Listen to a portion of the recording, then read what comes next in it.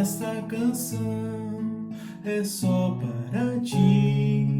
Tu és o motivo primeiro do meu louvor, da adoração, do meu amor mais sincero.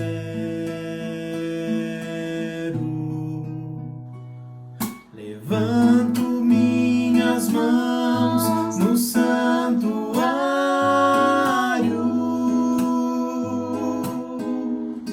elevo minha voz para cantar de toda a tua glória e majestade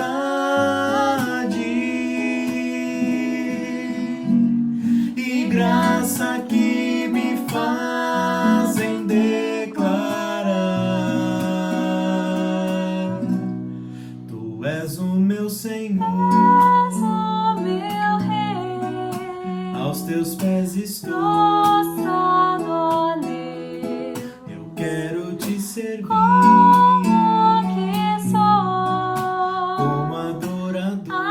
adorador.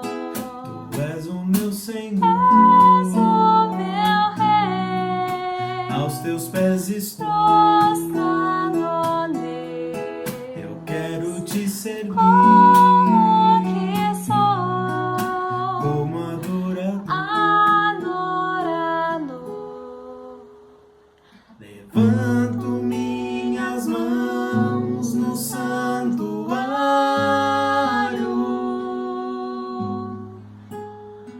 elevo minha voz para cantar de toda a tua glória e majestade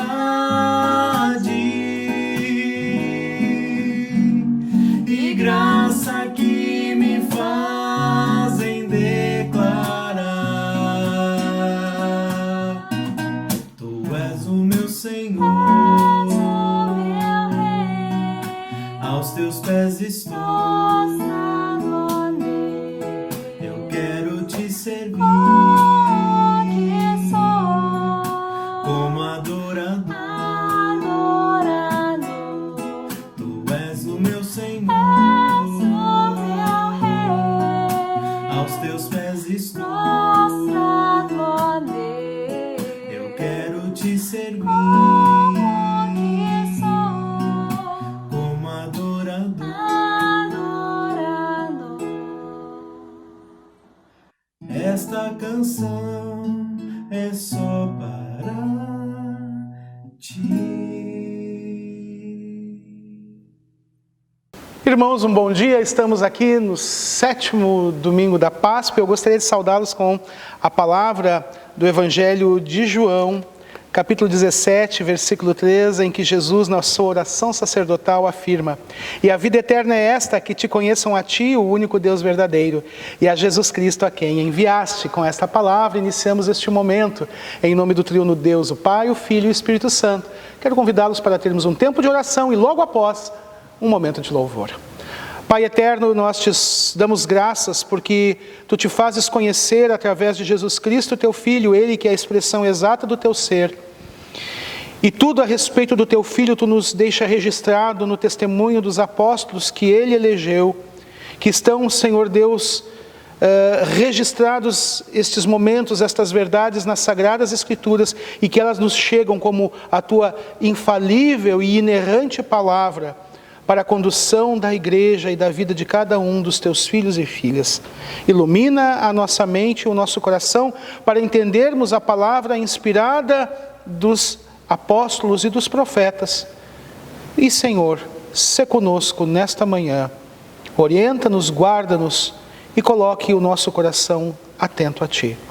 Oramos em nome de Jesus Cristo, que contigo e o Espírito Santo, Pai, vive e reina de eternidade a eternidade, um só Deus, em glória e majestade eternas.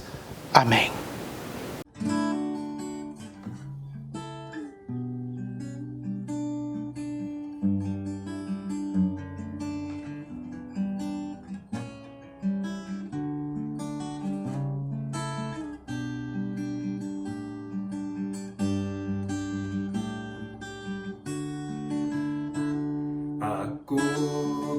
começar em mim. Quebra corações para que sejamos todos um, como tu és em nós, a começar em mim. Quebra corações para que sejamos todos um, como tu és em nós.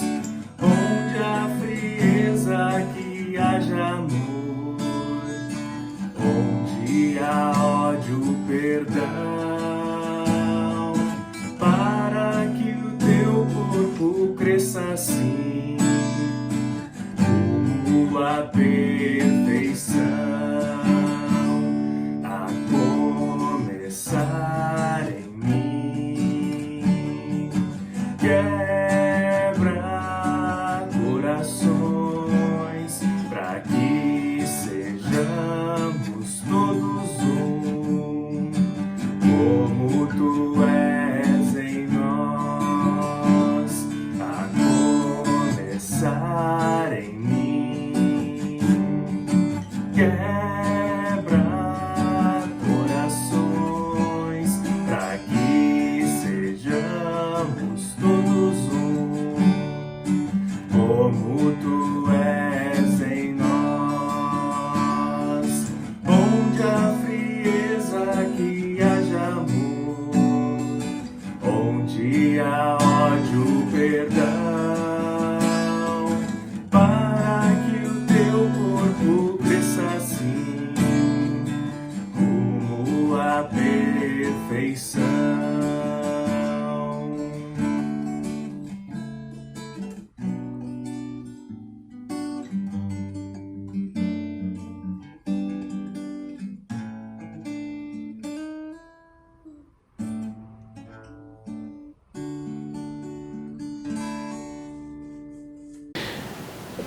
Queridos, hoje iremos ver a respeito das riquezas do verdadeiro conhecimento de Cristo, de Deus.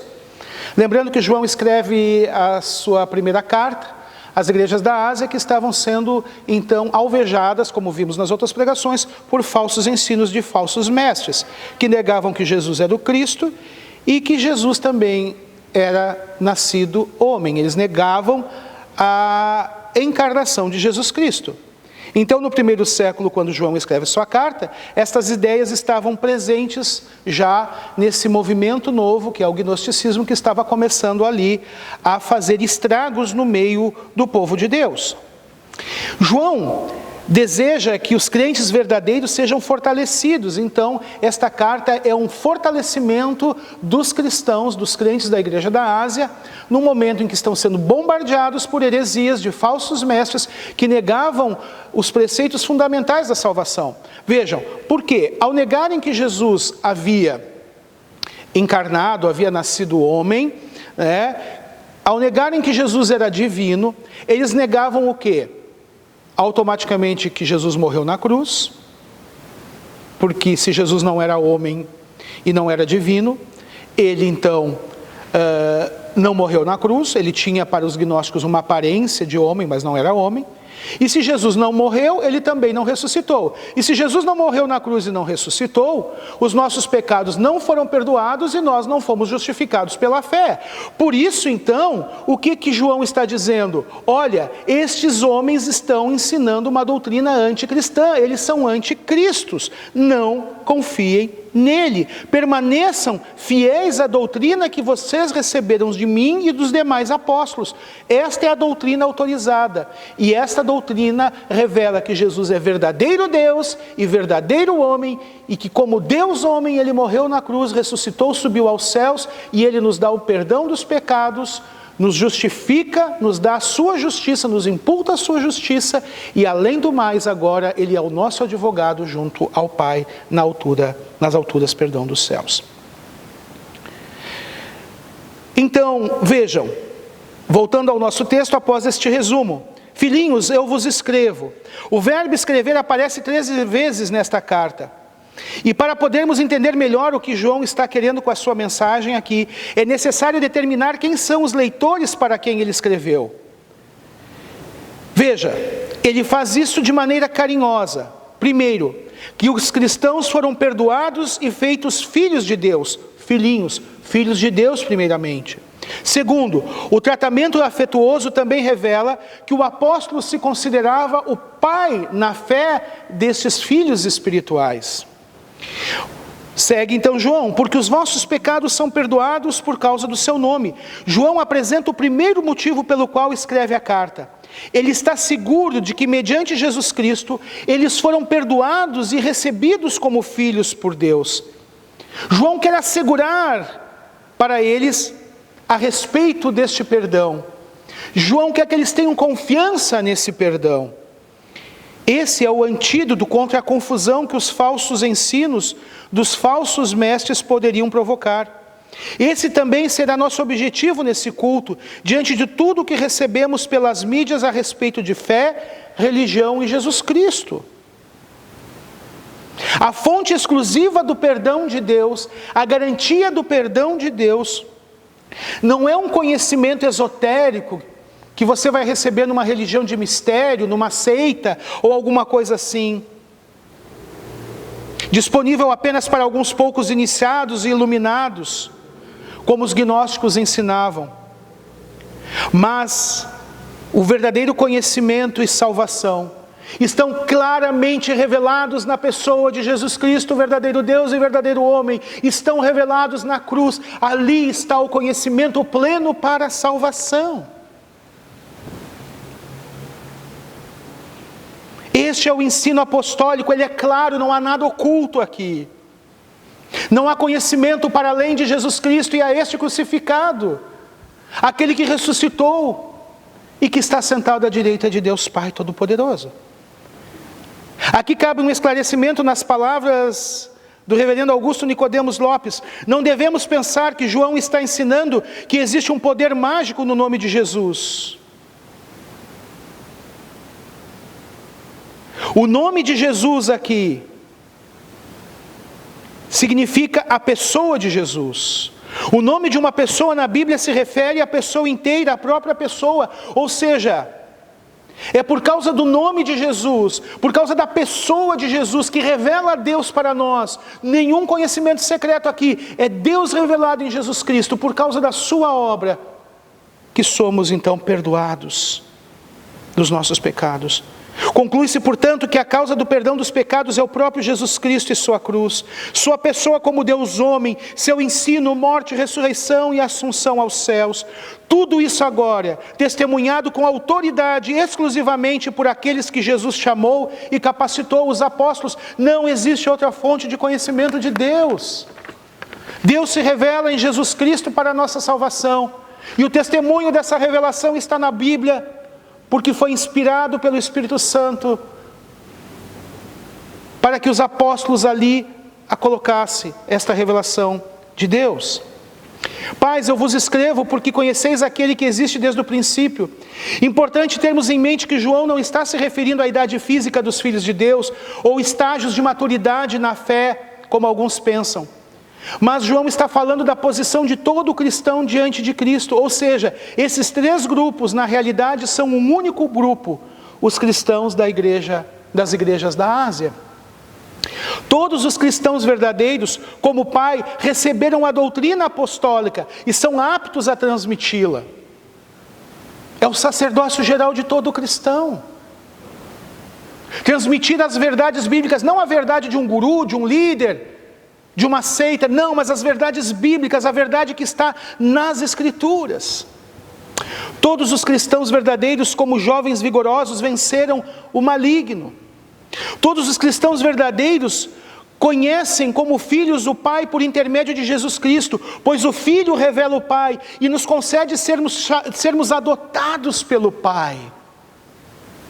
Desta forma, Os cristãos das igrejas da Ásia tinham um conhecimento de Deus recebido pelos apóstolos e estavam prontos a transmiti-lo às futuras gerações, passar o bastão adiante. Gente, não precisamos inventar nada, não precisamos acrescentar nada, nem tirar nada. O testemunho apostólico a respeito de Jesus Cristo é a revelação máxima de Deus, o conhecimento máximo de Deus para a nossa salvação. Num mundo tão confuso, olhe as Escrituras, volte para as Escrituras, sola Escritura e também toda a Escritura.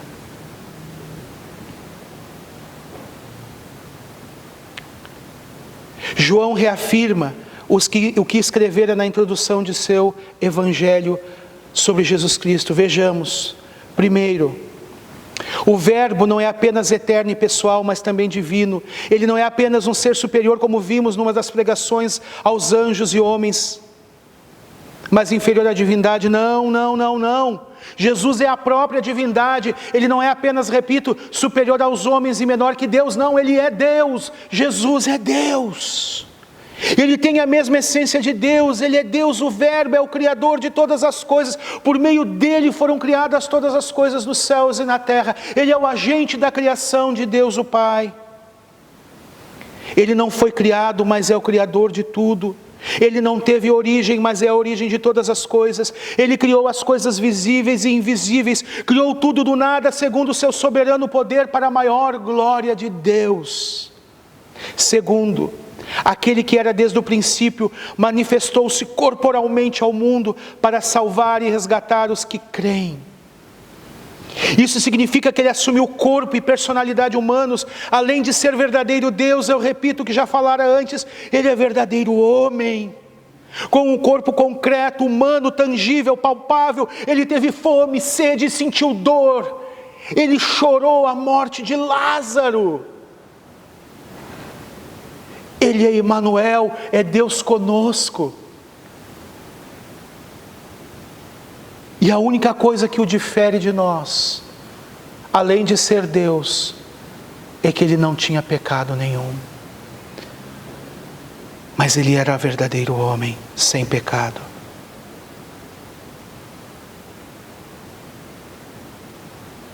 João escreve que ele e os demais apóstolos são testemunhas dessa maravilhosa manifestação. O Verbo é a luz que ilumina todos os homens. Sem Jesus, a vida está envolta em trevas.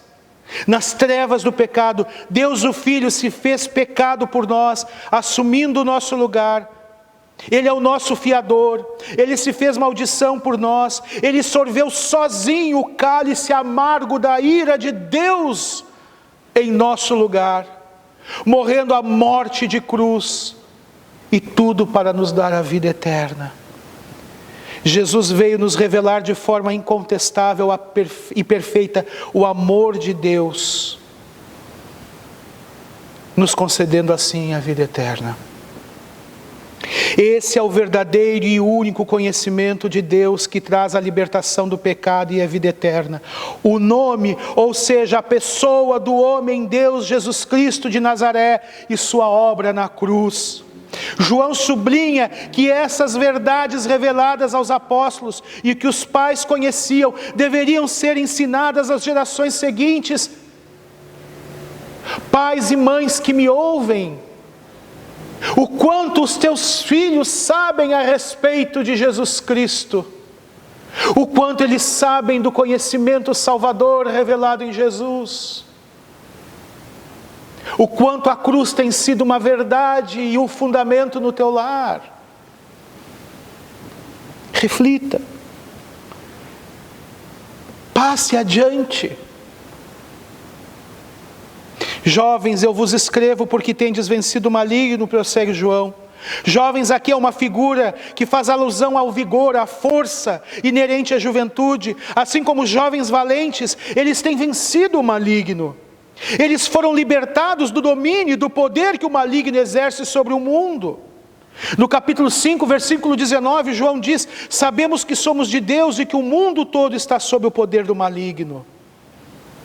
E essa vitória foi concedida pela pessoa e obra de Cristo, e não pela gnose, não pelas obras humanas, para que ninguém se glorie, como diz Paulo em Efésios, capítulo 2, mas pelo poder da cruz.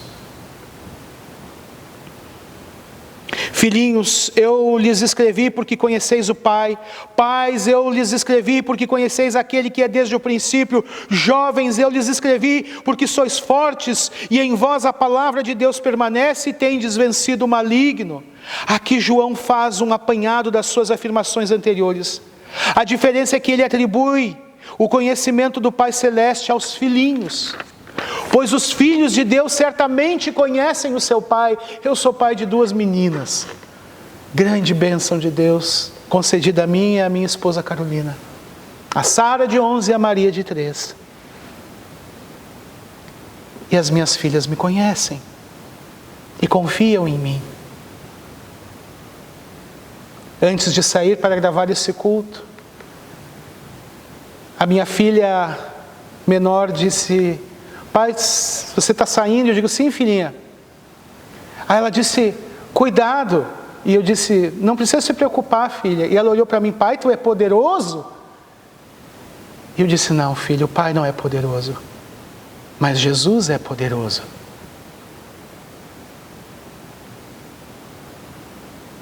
As minhas filhas me conhecem. E nós precisamos conhecer a Deus. Eu falei para ela: eu não tenho poder, mas eu conheço quem tem. Esse conhecimento é revelado unicamente por Jesus. Lembremos o que o próprio João registra em seu Evangelho.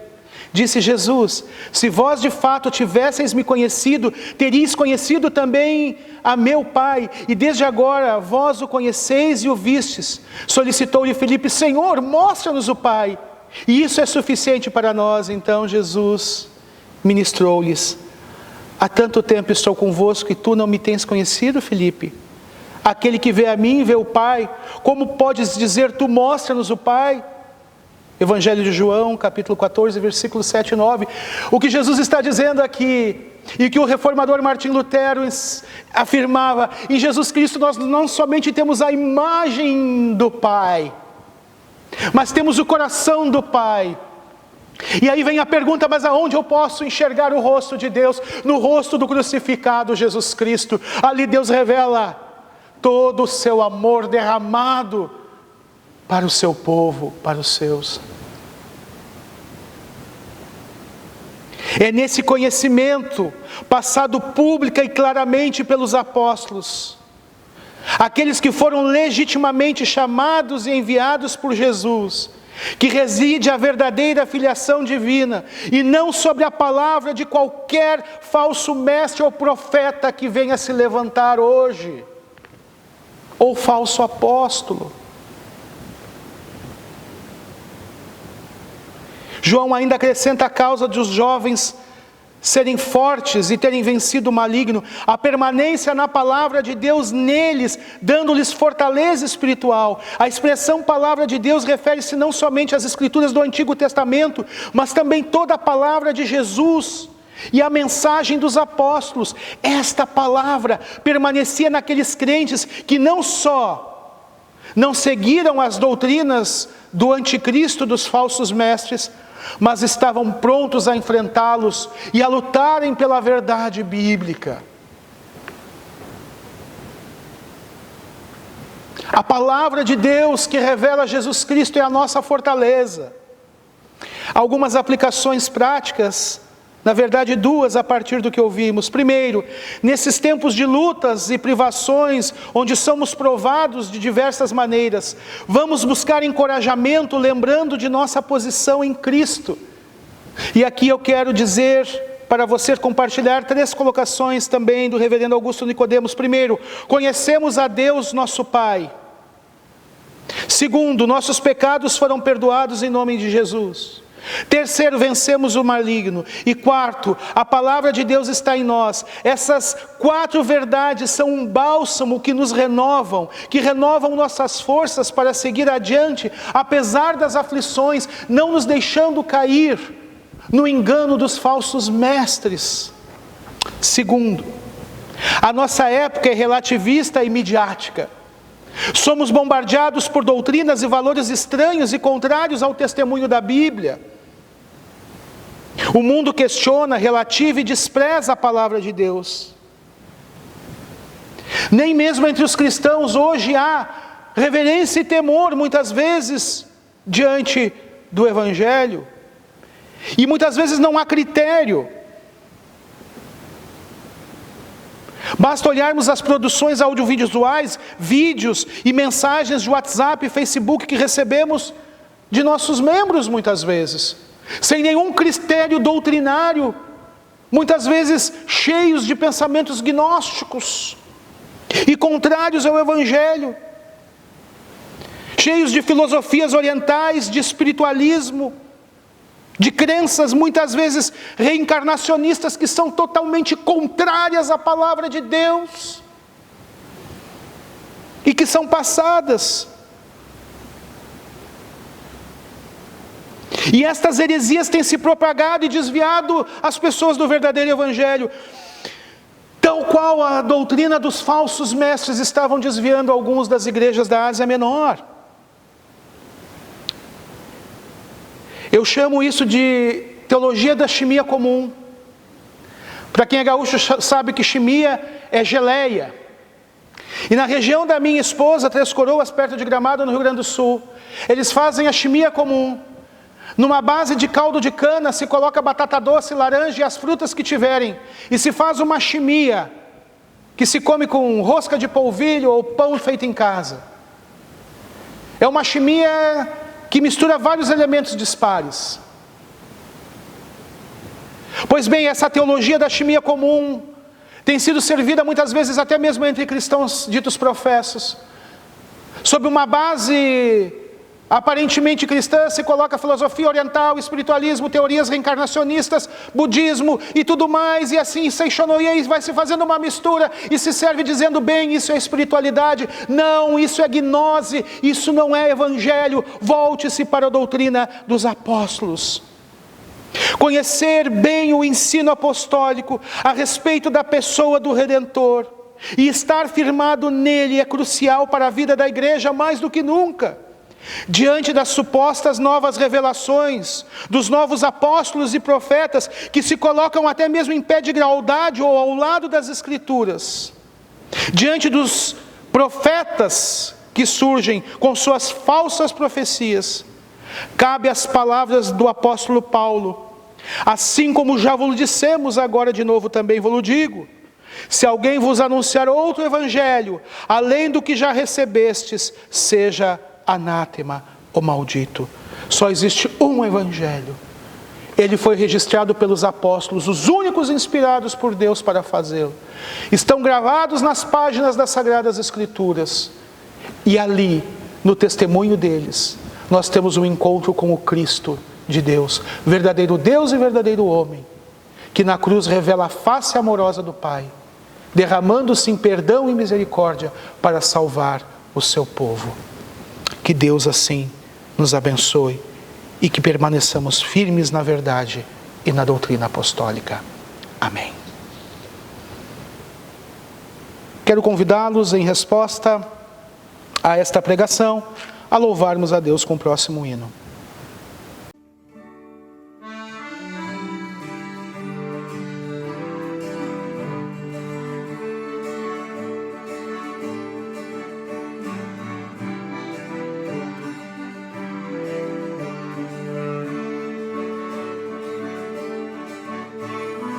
Tudo que tens feito, por tudo que vais fazer, por tuas promessas e tudo que és, quero te agradecer por todo o meu ser, por tudo que tens feito, por tudo que vais fazer, as promessas e tudo que és, eu quero te agradecer por todo o meu ser. Te agradeço, meu Senhor. agradeço, meu Senhor.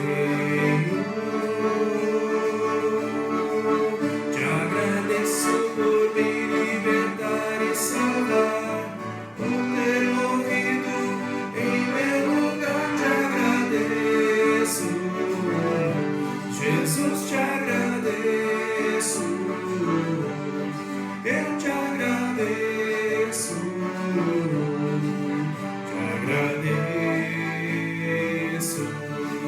te agradeço por me libertar e salvar, por ter morrido em meu lugar. Te agradeço, Jesus, te agradeço.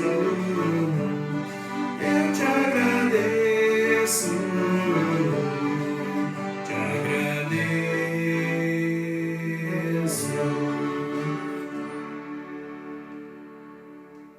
Convido agora para juntos orarmos, dando o encerramento do nosso culto, colocando a nossa semana aos cuidados de Deus. Pai amado, nós queremos te louvar pela tua palavra e o verdadeiro conhecimento que tu revelas na face do teu Filho Jesus Cristo, testemunhado pelos apóstolos eleitos por ele para passar por inspiração do Espírito Santo as verdades evangélicas que nos salvam.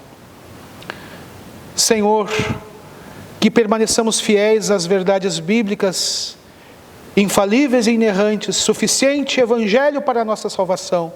Nada pode ser acrescido ou retirado daquilo que tu estabelecestes na cruz de Jesus Cristo. Ela é o poder de Deus, o evangelho é o poder de Deus para a salvação de todo aquele que crê. Que a tua igreja permaneça firme no evangelho. E, Senhor, que não se deixe enganar pelos falsos apóstolos e falsos profetas da nossa época. Eu oro em nome de Jesus, que nos ensinou a orar. Pai nosso que estás nos céus, santificado seja o teu nome. Venha o teu reino, seja feita a tua vontade, assim na terra como no céu. O pão nosso de cada dia nos dá hoje. E perdoa-nos as nossas dívidas, assim como nós também perdoamos aos nossos devedores.